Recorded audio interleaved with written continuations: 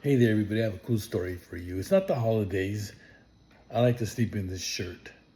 But this story is about when I met Slash and John Entwistle in 1992. I'll go fast. 1992, the Pretenders were playing at the Roxy in Hollywood. And right next to it is the Rainbow, where a lot of famous rock stars like to go and get drunk. And we were sitting in a booth. And after the show, we were sitting in a booth, and I seen Slash walk in, a young Slash, 1992. You can't miss that guy. And I told my friends, hey, look, there's Slash. I'm gonna go introduce myself. So I went. I got out of the booth, and he was standing right next to us, and I introduced myself to him. I told him who I was, and shook his hand. And we were drinking a beer together, standing in the Roxy. Oh, excuse me, the Rainbow. Yeah, we were. And I was thinking, what should I tell this guy? And I'm a guitar player, so I started talking about the guitar, and I started telling him how his guitar solos have improved, and that caught his attention. So he kept. He stood there and he was very interested. He was saying, "Really, can you tell the difference?" And I was saying, "Oh yeah, I could tell the difference." Blah blah blah. I was telling him that, and we both had beers in our hand. Yeah, so we were right there, and you could smoke in those days. So we were both drinking beer and smoking a cigarette inside the Rainbow.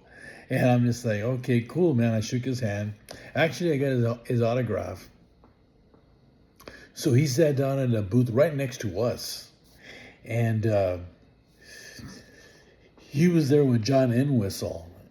And I recognized John Entwistle, the bass player from The Who.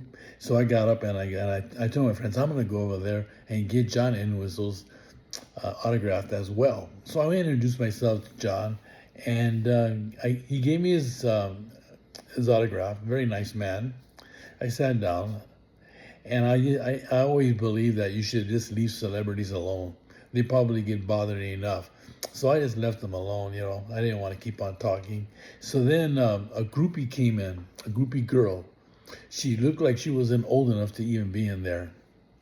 And remember, they're sitting right next to us in another booth. And Slash is kind of like his back is on my back. We're sitting next to each other. And this groupie, she has a glass of some kind of booze, and she's holding it, and she's looking at Slash, and Slash is smoking a cigarette, looking at her, and then she doesn't say anything. She has a glass, and she does this, throws all the booze at him, and Slash moves, but she misses him. It didn't hit him, and he didn't say anything. He just kept smoking. It was really funny. You had to have been there. Anyway, have a good one.